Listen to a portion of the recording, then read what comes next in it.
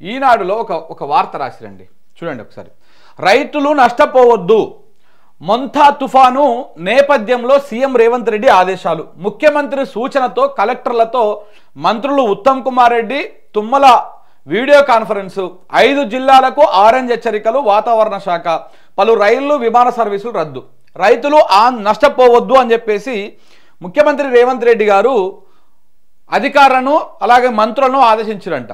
దాంతో మంత్రులు ఉత్తమ్ కుమార్ రెడ్డి గారు, తుమ్మల నాగేశ్వరరావు గారు సమీక్షలు చేసినట్ట కలెక్టర్లతో వీడియో కాన్ఫరెన్స్లో. దానికి సంబంధించినటువంటి వార్తని ప్రధానంగా తీసుకున్నది ఈనాడు. రైతులు నష్టపోవద్దు అని చెప్పేసి మాట్లాడుతున్నటువంటి రేవంత్ రెడ్డి గారికి కొన్ని విషయాలు నేను గుర్తు చేస్తున్నా.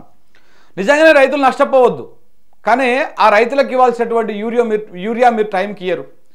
రైతులు నష్టపోవద్దు అని చెప్తారు, కానీ కరెంటు చక్కగా ఇయ్యరు. రైతులు నష్టపోవద్దు అని చెప్తారు, పంటలు వేసుకునే టైంకి కనీసం ఏది కూడా ఇవ్వరు. ఆ పంటలకు పెట్టుబడికి అక్కడికి వచ్చేటువంటి రైతు బంధుని, రైతు భరోసా అని చేసిరు కదా, అది చక్కగా ఇవ్వరు.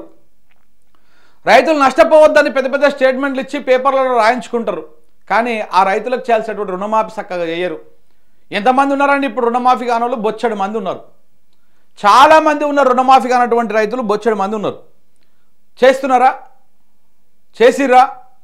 ఇంకా పాపం అమాయకులు కొంతమంది 2 లక్షల పడినటువంటి రైతులను ఎట్లా మభ్యపెట్టిరు మీరు?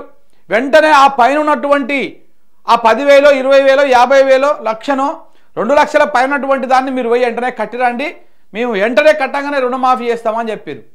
మీ మాటలు నమ్మినటువంటి రైతులు ఆడనో ఏడనో అప్పు సప్పు చేసి, అదులు బదులు చేసి, చేతి బదులు చేసి తీసుకుపోయి బ్యాంకులు కడితే ఈ లక్ష ఇట్నే మిట్టి మీద పడ్డది, మళ్ళీ ఆ 2 లక్షలు రుణమాఫీ కాకపోయి.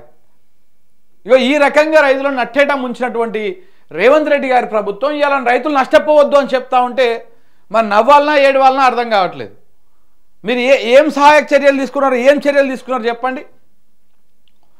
రైతు పంట పండించిన కాడ నుంచి మొదలు పెడితే, రైతు నాట్లేసిన కాడ నుంచి మొదలు పెడితే పంట పండించేదాకా ప్రతి అడుగున ప్రతి స్టెప్ దగ్గర మీరు రైతులను మోసం చేసుకుంటా, రైతులను హింసించుకుంటూనే వచ్చినారు. ఇది వాస్తవం, నేను చెప్పేటువంటి మాట కాదు, ఇది వాస్తవం. ఏ రైతు దగ్గరికి పోయి మైకు పెట్టినా, ఏ రైతును కదిలించినా వాళ్ళ నోట్ల నుంచి వచ్చేటువంటి ఆక్రోశం ఇదే. యూరియా కోసం ఎంతమంది రైతులు తెలంగాణ మొత్తం ఈసారి గత 10 సంవత్సరాలలో ఎప్పుడూ చూడలేనంత దరిద్రమైనటువంటి పరిస్థితులు ఈసారి మనం చూసినాం. చూడలేదా? యూరియా కోసం ఏ మండల కేంద్రంలో చూసినా కానీ కిలోమీటర్ల లైన్లు, చెప్పుల లైన్లు, తెల్లవారుజామున 4 గంటలకే పోవుడు, సంటి పిల్లల్ని వేసుకొని పోయి ఆడ పడుకోవుడు, ఈ రకమైనటువంటి పరిస్థితులు ఇవాళ వచ్చినాయి. ఇవాళ మీరు వచ్చి రైతులు నష్టపోవద్దు అని చెప్తా ఉంటే మీరు చేసినటువంటి రైతులకు మీరు చేసినటువంటి ద్రోహం అంతా మర్చిపోవాలి నా రైతులు.